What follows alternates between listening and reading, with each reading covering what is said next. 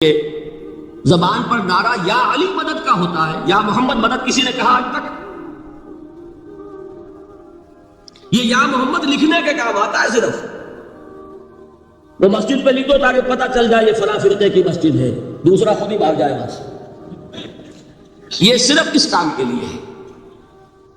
باقی جہاں اصل میدان میں بات آتی ہے، کوئی نعرہ لگاتا ہے یا محمد مدد، محمد کا رتبہ اونچا یا علی کا، تو ان سے کیوں نہیں مدد مانگی؟ یہ سوالات آپ کے سامنے رکھ رہا ہوں میں۔ پھر یہ کہ جس طریقے سے کہ غوث اعظم کو پکارا جاتا ہے، کیا محمد کو پکارا جاتا ہے؟ کیا نسبت ہے؟ حضرت علی تو پھر بھی صحابی ہے، خلیفہ چہارم ہے، حضور کے چچا داد بھائی ہے، داماد ہے۔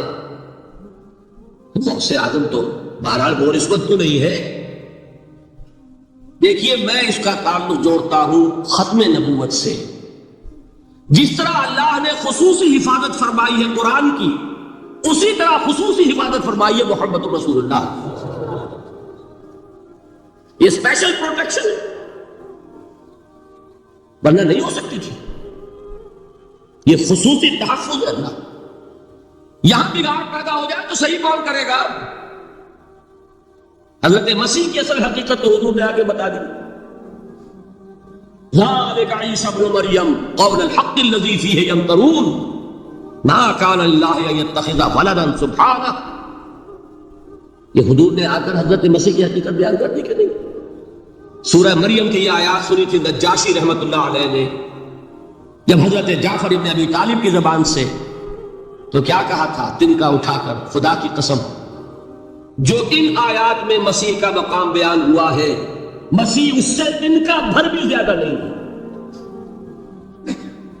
لیکن اگر محمد الرسول اللہ کو خدا کا بیٹا بنا دیا گیا ہوتا یا خدا بنا دیا گیا ہوتا تو کون آتا اس کی اصلاح کی؟ جیسے قرآن مجید کا تحفظ ہے، ایسے ہی محمد الرسول اللہ کا تحفظ۔ وہ تحفظ ہوا کیسے ہے؟ جتنا قرآن مجید نے ایمفیسائز کیا حضور کی بشریت کو، قل انما انا بشر مثلکم، اے نبی ان کو بتاتے رہیے، بار بار بتائیے کہ مجھے کچھ اور نہ بنا لینا، میں بھی بشر ہوں، انسان ہوں۔ ہاں مجھ پر وحی ہوتی ہے، تم پر نہیں ہوتی، یہ فرق ہے۔ میں رسول ہوں، تم نہیں ہو۔ یہ بات میں ذرا اور مسئلہ میں واضح کروں گا، ابھی صرف یہ نوٹ کیجئے کہ یہ تحفظ جو ہے، جیسے قرآن کو تحفظ دیا لیکن اس کے لیے ذرائع بھی ہے نا۔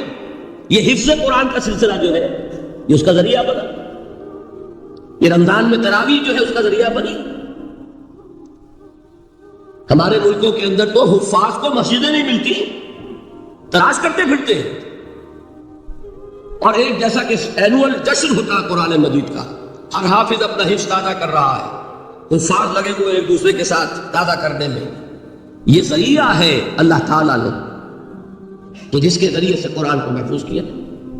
تو حضور کو جو حفاظت دی اس کا ایک طریقہ کیا ہوا؟ قرآن مجید میں حضور کی بشریت کا نمایاں کرنا، اور دوسرا یہ کہ خود حضور نے ایسی باریک بینی سے روکا۔ یہ بھی آپ کو پسند نہیں تھا کہ میں آؤں تو تم کھڑے ہو جاؤ۔ سنا کہ نہیں سنا آپ نے؟ صحابہ کو آپ روکتے تھے۔ ایک صحابی کی زبان سے نکل گیا ماشاء اللہ و ما شئت، جو اللہ چاہے اور جو آپ چاہیں، فوراً ٹوک دیا اجعلتنی للہ ندا، کیا تم نے مجھے خدا کا مد مقابل بنا دیا؟ مشیت صرف اس کی ہے۔ یہ روک ٹوک، یہ وہ چیزیں ہیں کہ جس کی بنا پر اللہ نے تحفظ عطا فرمایا۔ یہ جو آپ نے فرمایا میری قبر کو کسی جلسے اور جشن کا مرکز نہ بنا لو، فرمایا کہ نہیں فرمایا؟ اللہ تعالیٰ لعنت فرمائے بنی اسرائیل پر کہ انہوں نے اپنے نبیوں کی قبروں کو وہ میلہ گاہ بنا۔ یہ ساری وہ ہے، یہ تحفظات ہیں، یہ بچاؤ ہے، یہ امت کو متنبہ کیا جا رہا ہے کہ محبت اور عقیدت کا غلو جیسے پہلے ہوا، یا اہل الکتاب لا تغلو فی دینکم، اے کتاب والو اپنے دین میں غلو سے کام لو۔ یہ غلوب محبت، غلوب عقیدت ہے جس کی بنا پر وہ خدا کے بیٹے بنا دیے گئے. اور اگر وہ ہوتا یہاں اللہ کا نہ معلوم اللہ کے برابر کس طریقے سے حضور کو بنا دیا جاتا، لیکن قرآن نے خود حضور نے اس کی پیش بندی کی، جس کا ظہور ہم دیکھ رہے ہیں کہ اللہ کے فضل و کرم سے یہ امت تا حال بحیثیت مجموعی محفوظ ہے. البتہ دیکھیے شاعروں کی باتیں اور ہوتی ہیں اور عوام کی اور واعظوں کی اور نعت گوؤں کی باتیں جو ہے وہ اور. میں جس چیز کی نفی کر رہا ہوں وہ علماء کی بات ہے. شاعروں کا تو قرآن مجید کے اندر خود ہی بھاڑا پھوڑ دیا اللہ نے. وَالشُّعَرَاءُ يَتَّبِعُهُمُ الْغَاوُونَ أَلَمْ تَرَ أَنَّهُمْ فِي كُلِّ وَادٍ يَهِيمُونَ إِنَّهُمْ يَقُولُونَ مَا لَا يَفْعَلُونَ. مبالغہ نہ کریں تو شعر میں رنگ ہی پیدا نہیں ہوتا. پھر شعر کائے کو کہنا ہے نثر کہو بھائی. مبالغے سے اس میں ایک تاثیر ہے. وہ مبالغے ہمارے شاعروں نے ہمارے نعت گاؤں نے کیے ہیں اور اس میں اللہ تعالیٰ انہیں معاف کرے بالکل اوتار کر الفاظ بھی استعمال کر دیے. وہی جو مستوی اشٹھا خدا ہو کر ادھر پڑا وہ مدینے میں مصطفیٰ ہو کر. بتائیے رام چندر جی کے بارے میں جو عقیدہ ہے اب کیا فرق رہ گیا؟ بال برابر فرق ہے یا کوئی؟ اور نقطے پیدا کرتے ہیں. مدینے کی مسجد میں منبر کے اوپر بغیر عین کا ایک عرب ہم نے دیکھا. کیا سمجھ میں آیا؟ عرب میں سے عین نکالا کیا بنا؟ یہ نقطہ آفرینی ہے. اسی طریقے سے ہماری شاعری میں کچھ ہماؤست کا رنگ بھی پیدا ہو گیا. خود کوزاؤ خود کوزا کرو خود گلے کوزا، خود رندے سبو کش، خود برسر یا کوزا خریدار بیامت بشکست و رواں شد. وہ خود ہی کوزا ہے، خود ہی مٹی ہے جس سے کوزا بنا ہے، خود ہی کوزے کا بنانے والا ہے. سمجھ رہے؟ الفاظ تو بڑے پیارے ہیں، بڑے مزیدار ہیں، آدمی ایک دفعہ وجد میں آ جاتا ہے. لیکن ہے کیا؟ وہی ہے نا کہ وہی جو برف تھا پگھل کر پانی بن گئے. خود کوزاؤ خود کوزا کرو خود گلے کوزا خود رندے سبو کش.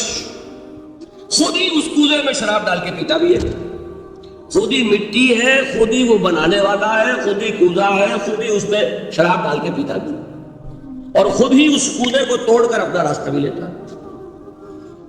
اب آپ اس پر سر دھنیے اور جو چاہے کریں، لیکن یہ کہ اس کا ڈانڈے مل گئے کہ نہیں اسی اس سے. لیکن یہ کسی مفتی کی بات ہے کیا؟ یا کسی ائمہ دین میں سے کسی کا قول ہے؟ بھائی شاعروں کی باتیں سن لیا کریں، اللہ اللہ خیر سمجھے. ان چیزوں کا بہت زیادہ سختی کے ساتھ نوٹس بھی لینے کا کوئی فائدہ نہیں ہوتا. بات وہ ہونی چاہیے کہ جو علماء کہہ رہے ہیں مستند عقائد جو ان کی کتابوں میں درج ان سے بات ہونی چاہیے. تو یہ چیزیں یہ گمراہیاں آئی ہیں، لیکن الحمدللہ ثم الحمدللہ کہ یہ عوام میں ہے، جہلاء میں ہے، شعراء میں، نعت گوں میں، یہ کسی بھی مستند دینی فرقے کے مستند علماء میں ہم کہاں موجود. البتہ ایک مسئلہ جو ہے نور اور بشر کا وہ ذرا تھوڑا سا میں حل کر دوں. آج آپ سمجھتے ہوں گے لا ینحل ہے. میں نے جس طرح کہا تھا کہ امام بخاری کا قول بھی 100% درست اور امام ابو حنیفہ کا بھی 100% درست ثابت کیا کہ نہیں، اسی طرح میں کہتا ہوں جو حضور کو بشر کہتے ہیں وہ بھی 100% درست، جو حضور کو نور کہتے ہیں وہ بھی 100% درست. مطلب کیا ہے؟ دیکھیے ہر انسان کے وجود کے دو حصے میں نے پہلے دن شاید کچھ بیان کیا تھا. ایک خاکی وجود اور اینیمل بینگ جو حیوان ہے ہمارا، ایک وہ روح ربانی جو اس میں پھونکی گئی. آدم میں جب وہ روح پھونکی گئی تب وہ مسجود ملائک بنے. فَإِذَا سَمَّيْتُهُ وَنَفَخْتُ فِيهِ مِن رُّوحِي فَقَعُوا لَهُ سَاجِدِينَ. دو جگہ آئے تھے قرآن مجید میں ایک شوشے کے فرق کے بغیر، سورہ حجر اور سورہ صاد. جب میں اس کو پوری طرح تیار کر لوں اور اس میں اپنی روح میں سے پھونک دوں تو گر پڑنا اس کے سامنے سجدے. ہمارا جو خاکی وجود ہے وہ ظلمانی ہے اور جو ہمارا روحانی وجود ہے وہ نورانی ہے. اس کی نسبت کس سے ہے؟ اللہ سے. بات سمجھ میں آئی؟ لیکن ہم نے اپنے اس نورانی وجود کو اپنے خاکی ظلمانی وجود میں دفن کیا ہوا ہے.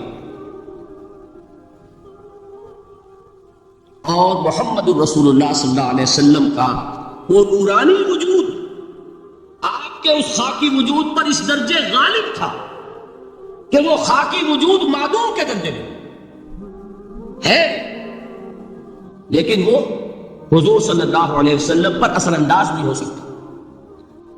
وہی خاکی وجود ہے جسے ہم نفس کہتے ہیں. نفس غلبہ کر سکتا ہے محمد پر صلی اللہ علیہ وسلم. حضور کی شخصیت کی نورانیت نے آپ کی شخصیت کے خاکی وجود کا احاطہ کیا ہوا.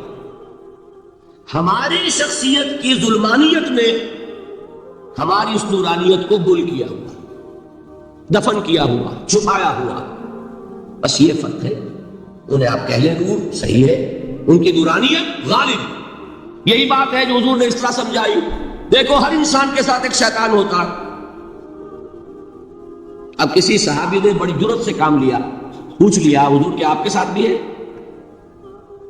ہر انسان کے ساتھ جو کہا نا، تو انسان تو ہے آپ کے، لیکن آپ کے ساتھ بھی ہے. آپ نے فرمایا ہے، لیکن میں نے اسے مسلمان کر رکھا. بات ختم ہو گئی.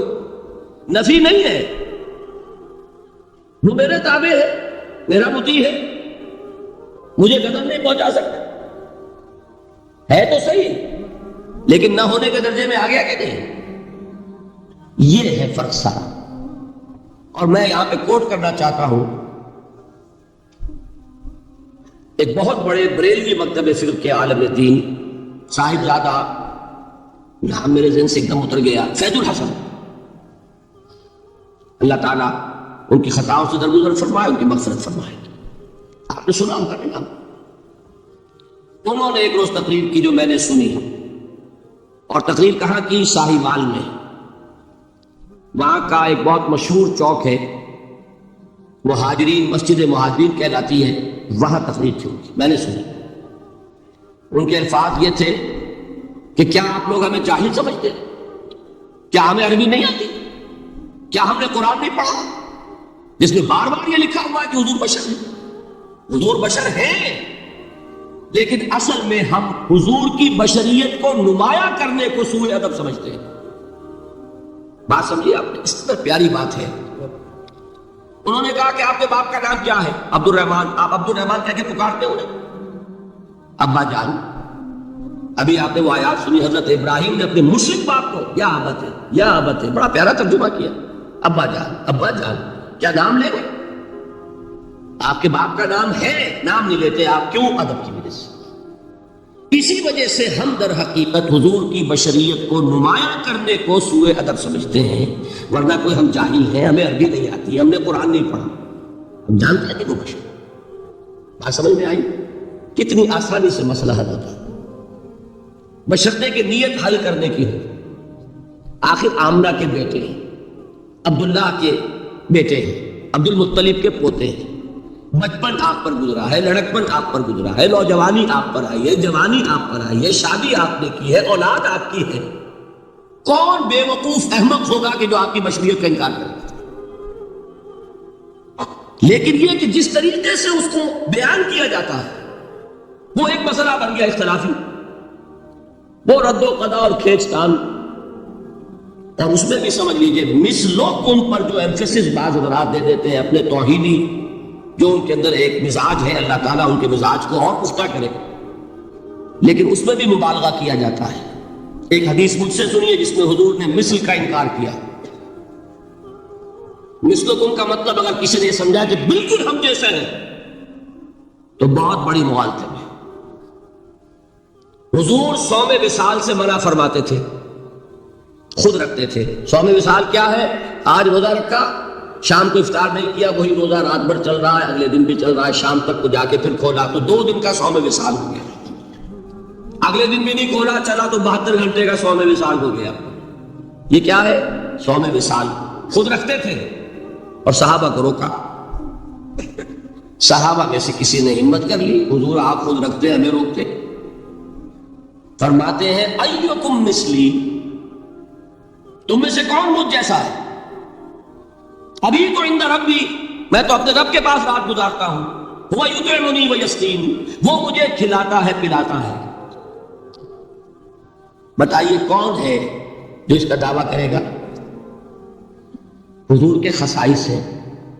حضور خود فرماتے ہیں تم صرف سامنے سے دیکھتے ہو، میں پیچھے سے بھی دیکھتا ہوں۔ کہاں ہوا وہ مثلیت؟ اگر آپ نے بالکل اپنے جیسا سمجھ لیا تو بڑے مغالطے میں ہیں۔ نبی کا مقام ہے، نبی کا رتبہ ہے، نبی کے خصائص ہے۔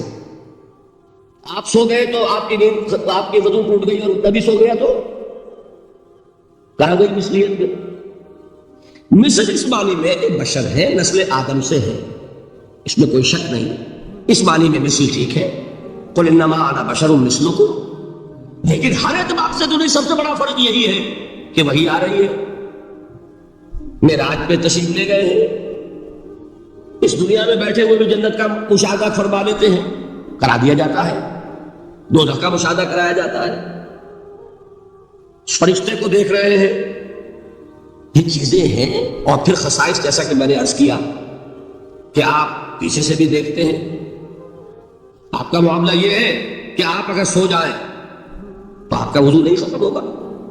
یہ ساری چیزیں جو ہے ان سب کو بیلنس کیجئے تو معلوم ہوگا کہ آپ بشر بھی ہیں، 100% درست، لیکن آپ کی وہ نورانیت، آپ سراج منیر، ہدایت کا روشن چراغ، آپ کی جو روح انور ہے، وہ آپ کے اس جسدی وجود پر اس طریقے سے حاوی ہے کہ گویا کہ اس نے اس کی ظلمانیت کو ختم کر کے رکھ دیا۔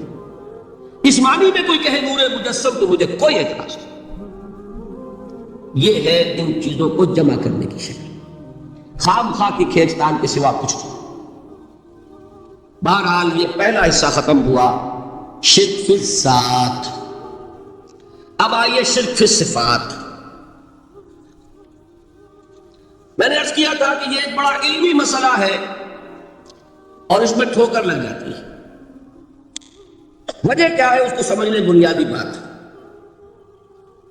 ہماری زبان جو ہے وہ بہت محدود ہے۔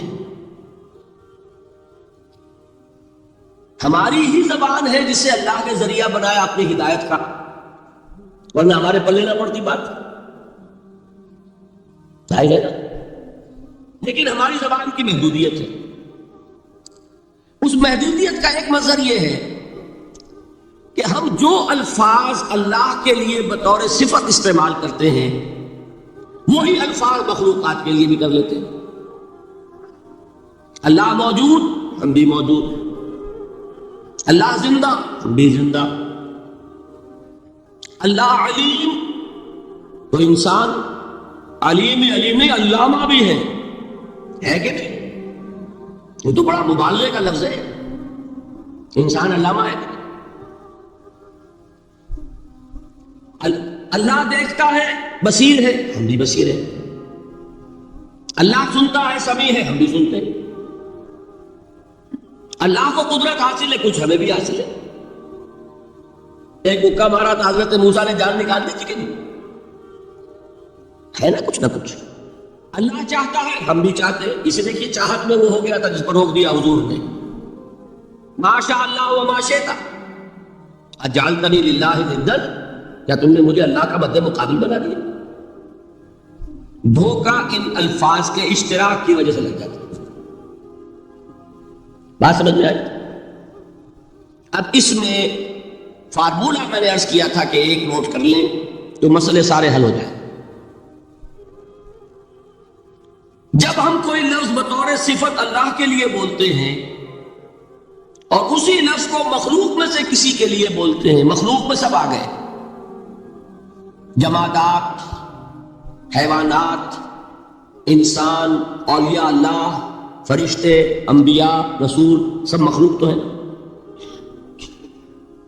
تو کل مخلوقات کو جب ہم ایک لفظ بطور صفت استعمال کریں گے اللہ کے لیے اور اسی لفظ کو استعمال کریں گے بندوں کے لیے، تو ان میں 3 فرق ہیں جو ذہن میں رہنے چاہیے،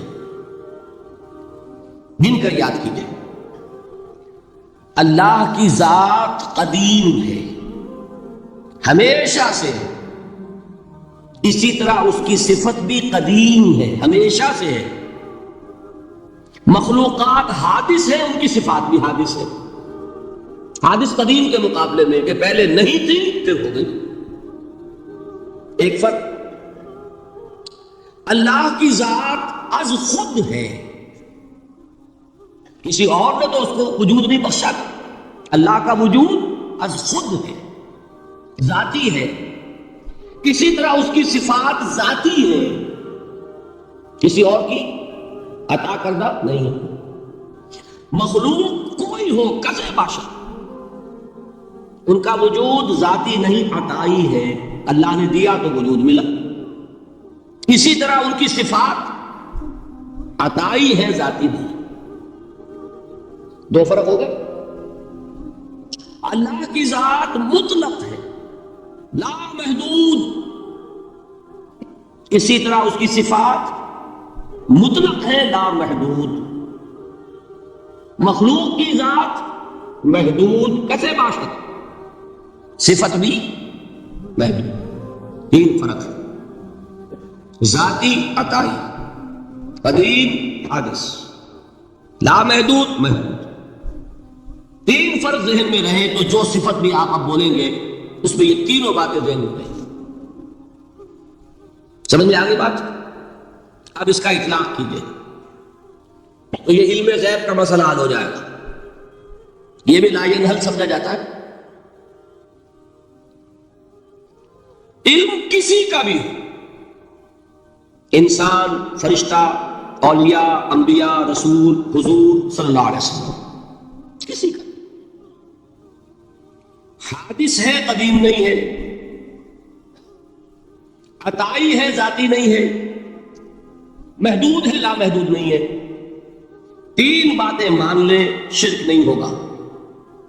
ان میں سے ایک کو ساقط کر دیں، شرک ہو جائے۔ آئی بات سمجھ؟ اللہ کی قدرت ذاتی ہے، عطا کردہ نہیں۔ مخلوق میں جو جس کو قدرت حاصل ہے وہ عطائی ہے، ذاتی نہیں۔ اللہ کی قدرت لامحدود، یفعل ما یشاء فعال لما یرید علی کل شیء قدیر۔ مخلوق کوئی بھی ہو، اس کی قدرت محدود۔ اللہ کی قدرت جب سے وہ ہے ہمیشہ سے ہے، ہمیشہ سے قدرت بھی ہے۔ اور مخلوق میں سے قدرت یہ حادث ہے۔ تینوں چیزیں سامنے رہے، شرک نہیں ہوگا۔ ایک چیز کی بھی کمی ہو گئی، شرک ہو جائے گا۔ یہ ساری صفات پر رہے گی۔ اللہ کی حیات ذاتی، ہماری عطائی۔ لائی حیات آئے، قضا دے چلے چلے، اپنے بس میں نہ آنا تھا نہ جانا ہے۔ زندگی اس کی عطا کردہ ہے، جب چاہے لے لے۔ اللہ کی حیات بھی ایسی ہے کہ ذاتی، الحی۔ ہماری حیات محدود، ویسے بھی محدود، موت آئے گی شاید ختم ہو جائے۔ چلیے موت ختم نہیں کرتی، ہم سمجھتے ہیں کہ وہ ہماری ابدی ہے۔ محدود اس معنی میں تو ہے کھانے کو نہ ملے تو کمزوری، ذرا کام کیا تو تکان، نیند بھی آ رہی ہے، اونگ بھی آ رہی ہے۔ اور اس کی حیات الحی القیوم لا تاخذہ سنۃ ولا نوم، حیات ذاتی ہے، لا محدود ہے اور قدیم ہے۔ یہاں حیات عطائی ہے اور حادث ہے اور محدود ہے، ساری صفات۔ اس کو ذہن میں رکھ لیجئے تو اب دو مسئلے میں یہاں حل کرتا ہوں۔ جو لوگ کہتے ہیں حضور کو علم غیب نہیں تھا، اور جو کہتے ہیں تھا، بدقسمتی سے دونوں نے ڈیفینیشن علیحدہ کر لی۔ جو ڈیفینیشن نفی کرنے والوں نے کی ہے، اس کی وجہ سے، اس کے اعتبار سے واقعتاً نہیں تھا۔ انہوں نے ڈیفینیشن یہ کی ہے، تعریف یہ کی ہے، وہ علم جو خود حاصل ہو جائے۔ اللہ کا عطا کردہ علم جو ہے وہ کہتے ہیں وہ غیب نہیں ہے۔ تو وہ بھی مانتے ہیں کہ ہر علم جو حضور کو حاصل ہے وہ اللہ کا عطا کردہ۔ میں صاحب عالم میں یہ سارے مرحلے میں نے طے کیے نا اپنی ضمانت طالب علم میں۔ مولانا منظور احمد شاہ صاحب ہیں ساہیوال میں ایک، میں ان کے پاس حاضر ہوا۔ میں نے کہا کہ یہ مسئلہ کیا ہے علم غیب کا، مجھے ذرا سمجھائیں۔ انہوں نے ایک کتاب اپنی نکالی، کہ دیکھیے صاحب ہم حضور کے علم کے بارے میں یہ باتیں مانتے ہیں، حضور کا علم حادث ہے، قدیم نہیں ہے، حضور کا علم محدود ہے، لامحدود نہیں ہے، حضور کا علم عطا کردہ ہے، ذاتی نہیں۔ میں نے کہا یہ تین باتیں اگر آپ مان لیں تو میرا تو جھگڑا کوئی نہیں آپ سے۔ ہوتا کیا ہے جب آئیں گے وعظ میں، خطابت میں، تو عالم ما کان وما یکون، اب الفاظ وہ استعمال کر جائیں گے۔ ایک واعظ ہے، عام مقرر ہے، واہ واہ ہوتی ہی نہیں، نعرے لگتے ہی نہیں، محفل میں گرمی آتی نہیں جب تک کہ ایسے مبالغے نہ کریں۔ لیکن وہ چیز لکھی ہوئی ان کے یہاں ہے کہ حضور کا علم حادث ہے، قدیم نہیں ہے، حضور کا علم محدود ہے، لامحدود نہیں ہے، حضور کا علم عطائی ہے، ذاتی نہیں ہے۔ ان تینوں چیزوں کے بعد کوئی بڑے سے بڑا وہابی اور بڑے سے بڑا اہل حدیث بھی انکار نہیں کرتا۔ باقی یہ بات جان لیجئے کہ غیب اور حضور یا شہادہ یہ در حقیقت عام انسانوں کے اعتبار سے الفاظ استعمال ہوئے۔ جب قرآن میں کہا جاتا عالم الغیب والشہادہ، اللہ غیب اور جو ظاہر ہے یا موجود ہے سب کا جاننے والا ہے، تو مجھے بتائیے اللہ کے لیے کوئی غیب ہے؟ اللہ کے لیے کوئی شے غیب ہے؟ تو کیوں کہا جا رہا ہے عالم الغیب والشہادہ؟ وہ ہمارے اعتبار سے کہا جا رہا ہے، جو تمہارے لیے غیب ہے اللہ اس کو بھی جانتا ہے، اور جو تمہارے سامنے اللہ اسے بھی جانتا ہے۔ اللہ کے لیے تو کل شہادہ ہے، کسی شے کا لا یعزب عنہ مثقال ذرۃ فی السماوات والارض، آسمانوں اور زمین کا ایک ذرہ بھی اس سے غائب نہیں ہوتا۔ غیب کا وجود کیا اللہ کے؟ تو یہ الفاظ مستعمل ہے ریلیٹو ہمارے اعتبار سے، اور ہمارے اعتبار سے جو شے غیب ہے اس میں سے ایک حصہ اللہ دیتا ہے نبی کو، تبھی تو نبی بنا۔ فرشتے کو دیکھا، فرشتہ ہمارے لیے غیب ہے۔ جنت دکھائی کہ نہیں دکھائی، ہمارے لیے غیب ہے کہ نہیں؟ دوزخ کا مشاہدہ کرایا کہ نہیں کرایا، ہمارے لیے وہ غیب ہے کہ نہیں ہے؟ جو چیزیں ہمارے لیے غیب ہیں انہی کے پردے اللہ کچھ اٹھاتا ہے، کل غیب نہیں۔ کل غیب کا علم ہو جائے گا تو وہ شرک ہو جائے گا۔ کل کا لفظ جہاں آیا شرک ہوا۔ جب آپ کہہ رہے ہیں محدود ہے، لامحدود نہیں ہے، تو کل کا لفظ استعمال نہیں کر سکتے۔ لیکن غیب میں سے کچھ علم دیا گیا تبھی تو نبی بنا، ورنہ میرے اور نبی میں فرق کیا ہوا پھر؟ البتہ یہ کہ وہ غیب کا علم ہو یا حاضر کا علم ہو، سائنٹیفک نالج ہو یا وحی کا علم ہو، کوئی بھی علم ہو، آیت الکرسی کے الفاظ نوٹ کیجئے، یعلم ما فی السماوات و ما فی الارض، وہ جانتا ہے، وَلَا يُحِيطُونَ بِشَيْءٍ مِّنْ عِلْمِهِ إِلَّا بِمَا شَاءَ، مخلوق میں سے کوئی بھی اس کے علم میں سے احاطہ نہیں کر سکتا مگر جتنا وہ چاہے۔ اب یہ بات علیحدہ ہے کہ ہم کون ہے طے کرنے والے کہ ناپے بیٹھ کر کے اللہ نے ابراہیم کو کتنا علم دیا، ہم ناپ سکتے ہیں؟ عیسیٰ کو کتنا دیا ہم جان سکتے ہیں؟ تو ابراہیم کا، موسیٰ کا، عیسیٰ کا نہیں ناپ سکتے تو محمد رسول اللہ کا کہاں ناپیں گے؟ یہ پاگل پن ہے، یہ ہے جو غلطی ہوتی ہے۔ ہم کون ہے طے کرنے والے؟ اللہ نے اپنے نبی کو دیا جو دیا، بات کرو۔ کل نہیں کہیں گے، کل کہا شرک ہو جائے، ذاتی کہا شرک ہو جائے۔ عطائی ہے، جو دیا اللہ نے دیا، اور کل نہیں دیا، جتنا چاہا دیا، ہے حادث، قدیم نہیں۔ تینوں چیزوں مان لیجئے تو شرک کا کوئی شائبہ نہیں۔ باقی جہاں ایک طرف قرآن میں وہ آیات ہیں کہ اللہ کے غیب کو کوئی نہیں جانتا، ٹھیک، وہاں یہ بھی ہے کہ لا یظہر غیبہ، لا یظہر علی غیبہ الا من ارتضی بالرسول، وہ اپنے غیب پر قابو نہیں دیتا مگر اپنے رسول میں سے جس کو چاہے۔ دونوں آیتیں قرآن کی ہے کہ نہیں؟ اسی لیے در حقیقت جو غیب کی نفی کرتے ہیں حضور سے، وہ کہتے ہیں کہ از خود معلوم ہونے والی شے غیب ہے۔ ہم کہتے ہیں از خود تو کوئی بھی شے کسی کو معلوم نہیں، ہمیں حاضر کا علم بھی اللہ ہی دیتا ہے تو ہوتا ہے، غیب کا تو بہت دور کی بات ہے۔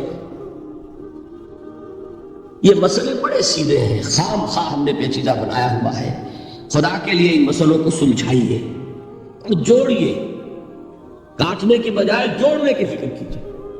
کہ بھائی یہ اپنی اپنی جگہ پر علیحدہ علیحدہ تم نے تعریفیں کر رکھی ہیں، اس لیے جگڑ رہے ہیں، ورنہ دونوں باتیں صحیح ہیں۔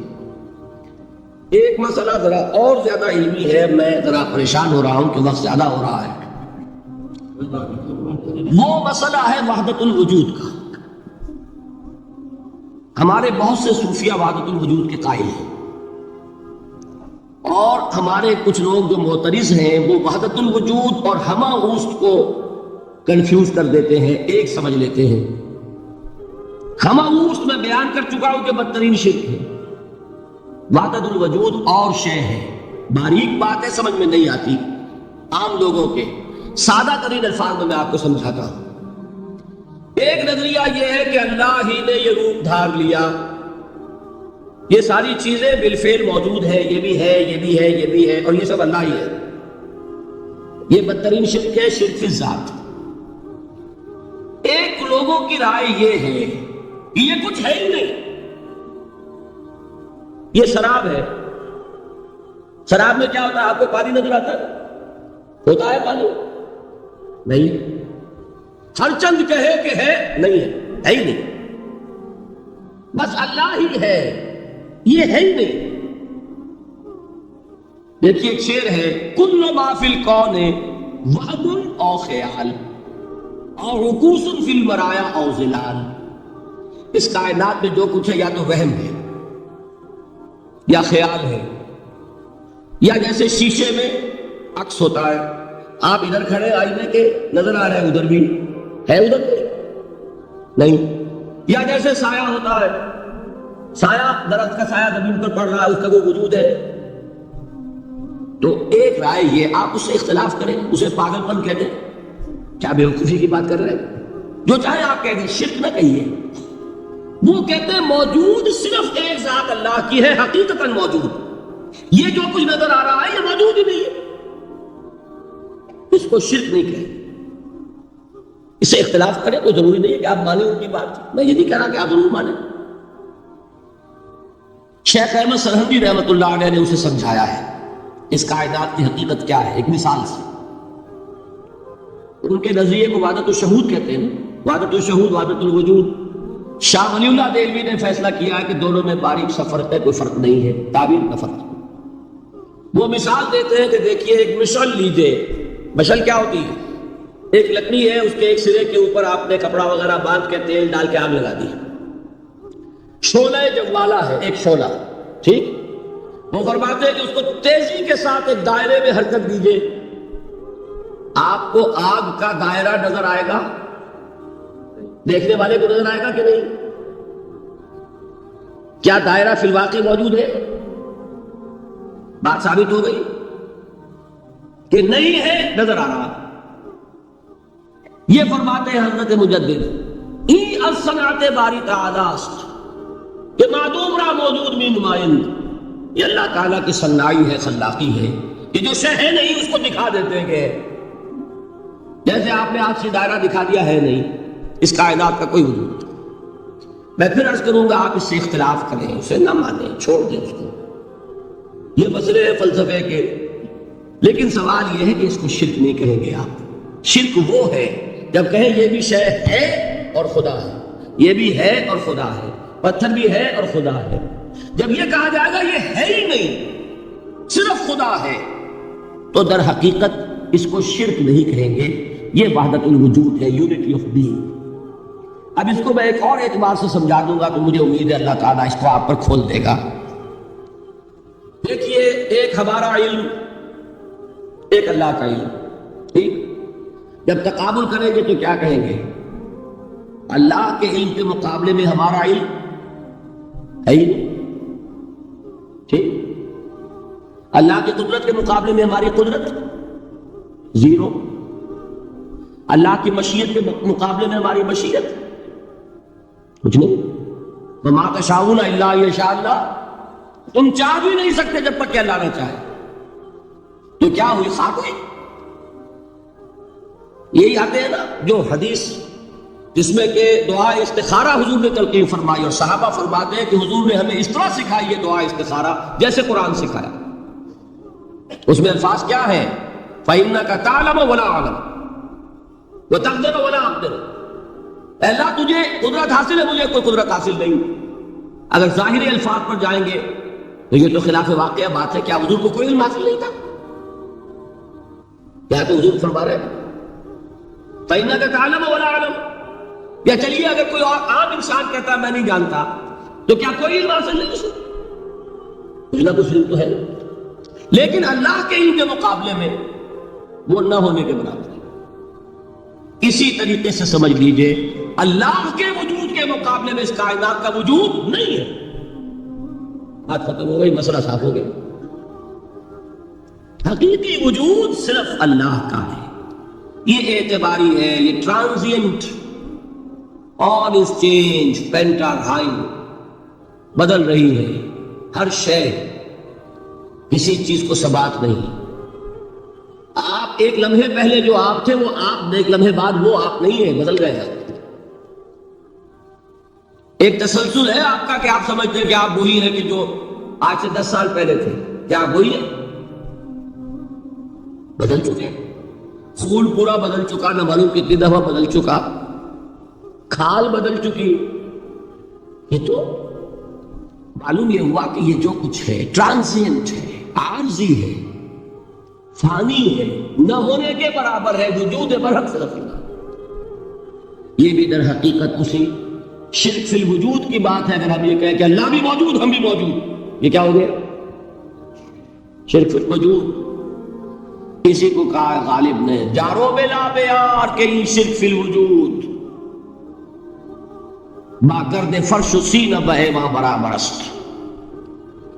اگر آپ کے گدے کے اوپر گردہ پڑ گیا ہو تو جھاڑتے ہیں نا، فرش کے اوپر گردہ ہے تو جھاڑو سے صاف کرتے ہیں۔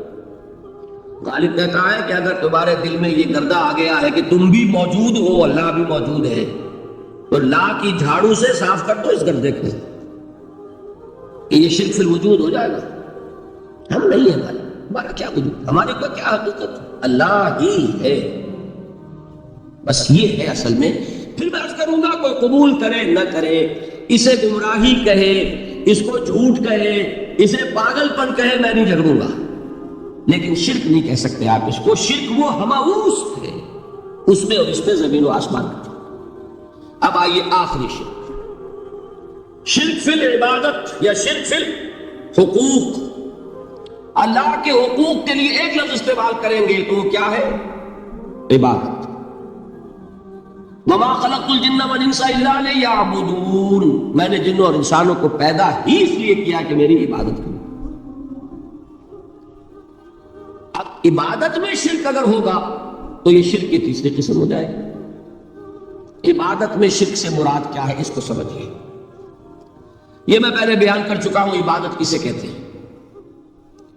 عبادت کے دو جز سمجھ لیجئے، جیسے ایک میرا یہ جسم ہے، ایک اس میں روح ہے۔ روح نظر نہیں آتی، نظر جسم آتا ہے، لیکن اس جسم کا سارا وجود اس روح سے ہے۔ چلیے روح کو چھوڑیں، جان کیا کس بلا کا نام ہے، کسی کو نظر آئی آج؟ لیکن یہ جان ہی ہے جو اس جسم کو قائم رکھے ہوئے ہے۔ اسی طرح عبادت کا ایک جسم ہے، ایک جان ہے۔ جسم کیا ہے؟ اطاعت، اللہ کی بندگی، ہما تن بندگی، ہما وجوہ بندگی، ہما وقت بندگی، یہ تو بیان کر چکا ہے۔ اور روح کیا ہے؟ محبت، اللہ کی محبت۔ اطاعت جب سے کی جاتی ہے تو وہ عبادت نہیں کہلاتی ہے۔ انگریز کی اطاعت ہم کرتے تھے نا، لیکن کیا عبادت کرتے تھے؟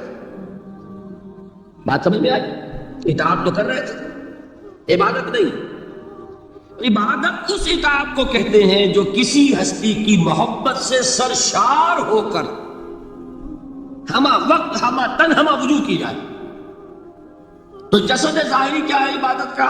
اطاعت، اور روح کیا ہے؟ محبت۔ اب ان دونوں کے اعتبار سے شرک کیا ہے، توحید کیا ہے، اس کو سمجھ لیجئے۔ اور یہ ہے وہ چیزیں جو میں نے عرض کیا تھا کہ بالکل الجبرا کے فارمولوں کی طرح کی بات ہے۔ اطاعت میں توحید کیا ہے کہ مطاع مطلق صرف اللہ، ٹھیک، باقی ساری اطاعتیں اللہ کی اطاعت کے داد، نفی نہیں ہے، والدین کی اطاعت کرو، لیکن جہاں والدین حکم دیں اللہ کے حکم کے خلاف، بات ختم، اطاعت نہیں ہوگی۔ بیوی شوہر کی اطاعت کرے، آپ اولو الامر کی اطاعت کرے، شاگرد استاد کی اطاعت کرے، مرید پیر کی اطاعت کرے، لیکن کیا پیر کو یہ بھی حق ہے کہ اللہ کے کسی حکم کو منسوخ کر دے، رسول کے کسی حکم پر اپنے حکم کو بارہ کر رکھے؟ سمجھ میں آ گیا؟ اصول کیا ہے کہ اطاعت مطلق unconditional unlimited obedience is due only to Allah. All the other obediences are limited by His injunctions. اس کو حضور نے کیسے بیان کیا؟ لا طاعت لمخلوق فی معصیت الخالق، مخلوق میں سے کسی کی اطاعت نہیں ہوگی جس میں خالق کی معصیت لازم آ رہی۔ جہاں اللہ کا کوئی حکم نہیں ہے آپ میرا حکم مان لیجیے، یہ شرک نہیں ہوگا۔ جہاں اللہ کا حکم ہے اس کے خلاف میں حکم دوں اور آپ مان لیں تو یہ شرک ہو جائے۔ بات سمجھ میں آ گئی کہ نہیں؟ اب اس کو اپلائی کیجئے، اپلیکیشن بالکل انڈیویجول لیول پر کیجئے۔ پہلے اللہ کا حکم کیا ہے؟ فجر کا وقت ہو گیا، نماز پڑھو۔ نفس کا حکم کیا ہے؟ سو۔ آپ نے اطاعت کی نفس کی، آپ کا مطاع کون ہوا؟ نفس۔ اور اللہ کی معصیت میں ہوا کہ اس کے حکم کے تابع ہوا، تو آپ کا نفس کیا بن گیا؟ آپ کا خدا، معبود۔ یا غلطی ہے اس میں کوئی؟ اس شرک کو پہچانیے ذرا، کون بچے گا؟ بات سمجھ رہے؟ اگر تو وہ فارمولہ صحیح ہے تو پھر یہ اپلائی ہو گیا۔ اب آپ کے اندر اتنی ہمت ہونی چاہیے، یا یہ سوچیے کہ فارمولے میں غلطی ہے، یو کین ریفر بیک، آئیے دوبارہ دیکھیے، فارمولہ صحیح ہے۔ لا طاعت لمخلوق، میرا نفس مخلوق ہے کہ خالق ہے؟ مخلوق۔ میں نے اپنے نفس کی اطاعت کی اپنے خالق کی معصیت میں، تو میرا مطاع کون ہوا؟ نفس۔ جو مطاع ہے وہی معبود ہے، میرا معبود کون ہوا؟ نفس۔ اس کو کہتے ہیں مولانا روم، نفس ما ہم کم طرف فرعون نیست، لیکن فرعون نیست، میرا نفس بھی فرعون سے کم نہیں ہے۔ فرعون نے کیا کہا تھا کہ یہ مملکت میری ہے، مصر کی، یہاں میرا قانون چلے گا، الیس علی ملک مصر، کیا مصر کی حکومت میری نہیں ہے؟ میں نہیں جانتا کون اللہ کون رسول، کیا حکم صحیح کیا غلط، میرا حکم چلے گا۔ تو میرا نفس بھی تو یہی کہتا، میں نہیں جانتا کیا اللہ کا حکم کیا رسول کا حکم، میری مرضی پوری کرنی پڑے گی، میری خواہش، میری چاہت، میری تمنا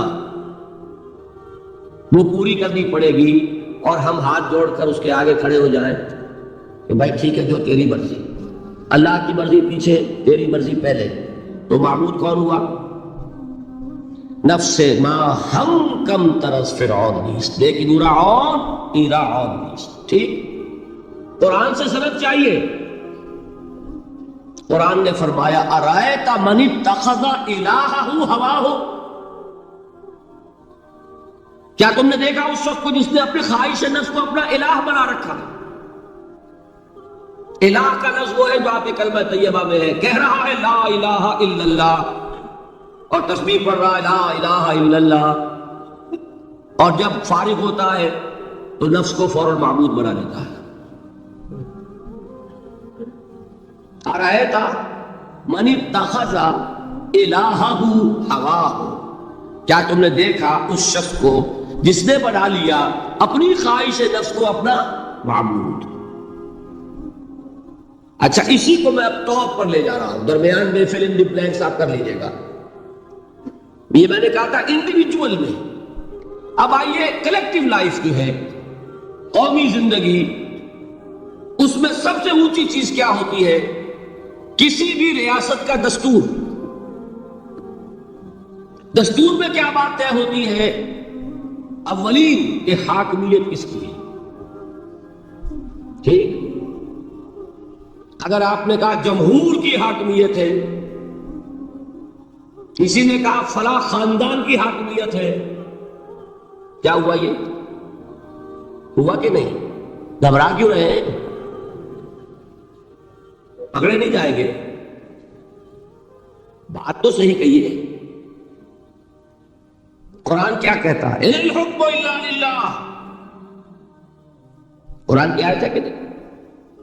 یہ نہیں ہے کہ تمہارا کوئی اختیار نہیں. تمہارا اختیار ہے، تم قانون سازی کر سکتے ہو، but within the limits of the injunction of the Quran and the Sunnah. اگر تم نے حاکمیت مطلقہ کا دعویٰ کیا، جو چاہوں حکم دوں، جو چاہے ہم قانون بنائیں، تو یہ حاکمیت مطلقہ ہے، اور یہی اس دور کا سب سے بڑا شرک ہے. قبر پرستی کا شرک سب کو معلوم، یہ شرک نہیں معلوم. جمہوریت ان اس ایسنس اس دنیا کا سب سے بڑا شرک ہے اس دور کا. Human sovereignty in any form, individual ہے تو شرک، اگر وہ پاپولر سوورنٹی ہے تو شرک. کوئی فرق نہیں واقع ہوتا. اقبال نے ایسی باتیں جو کہی ہیں وہ اصل میں اس دور کے شرکوں کو پہچانا اقبال، اس لیے کہ اس دور کے فلسفوں کو علماء نے پڑھا نہیں. وہ سطحی طور پر جو الفاظ ہیں ان سے کچھ بات سمجھ لیتے ہیں، گہرائی میں اتر کر فلسفہ کیا ہے، حاکمیت کسے کہتے ہیں، جمہوریت کسے کہتے ہیں. جمہوریت is popular sovereignty, know limits. جو بھی لیجسلیٹو اتھارٹی ہے، عوام کے نمائندے جو قانون چاہے بنائے. وہ ہم جنسی کو جائز کرنا چاہے اختیار ہے. دو مردوں کو میاں بیوی کی حیثیت سے لائسنس دے رہنے کے لیے، لیگل لائسنس جائز ہے. قانون ان کا مرضی ہے، جو چاہے بنائے. They don't accept any limitation to their legislative authority. We are sovereign. کیا مطلب؟ ہم جو چاہے قانون بنائے. یہی تو شرک. کیا کہا اقبال نے؟ ہم نے خود شاہی کو پہنایا ہے جمہوری لباس، جب ذرا آدم ہوا ہے خود شناس و خود نگر. ابلیس کا ایک چیلا کہتا ہے کیوں گھبراتے ہو جمہوریت سے؟ وہی بادشاہی ہے، ہم نے اس کو جمہوری لباس پہنا دیا ہے. پہلے ایک آدمی بادشاہ ہوتا تھا، ایک ہوتا تھا فرعون، اب ساری قوم فرعون ہے.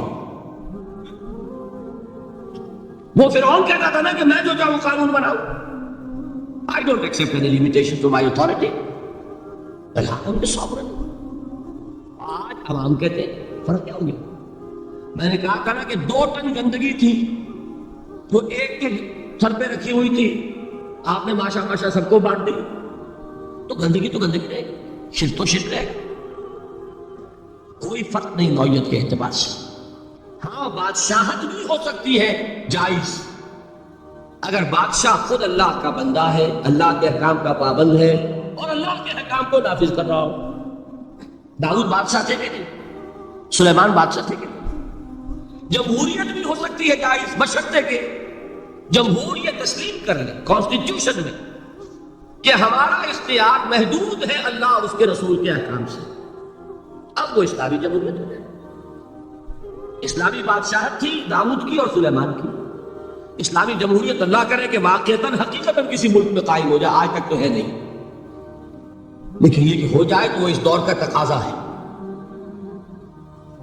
لیکن یہ کہ اگر ہے وہ بات کہ حاکمیت مطلقہ ہے عوام کی، تو گویا کہ عوام نے خدائی کا دعویٰ کیا.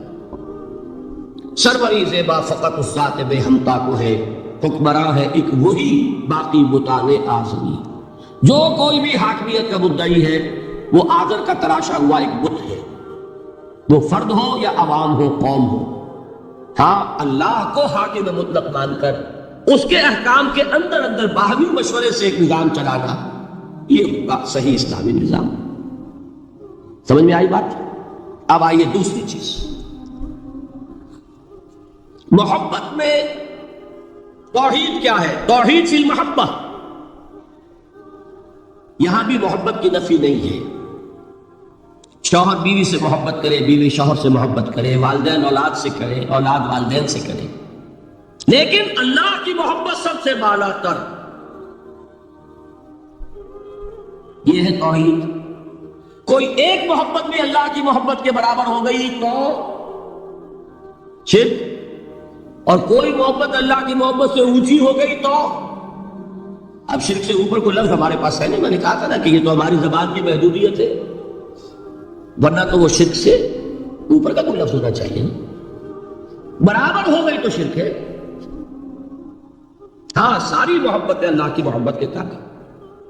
توحید کیا ہے؟ والذین آمنوا اشد حبا للہ. اشد، اہل ایمان وہ ہے جو اللہ کی محبت میں سب سے شدید ہے. یہ نہیں وطن سے محبت کرو کوئی حرج نہیں، گھر سے محبت کرو کوئی حرج نہیں، بیٹے سے کرو، اولاد سے کرو، مال سے کرو کوئی حرج نہیں، لیکن مال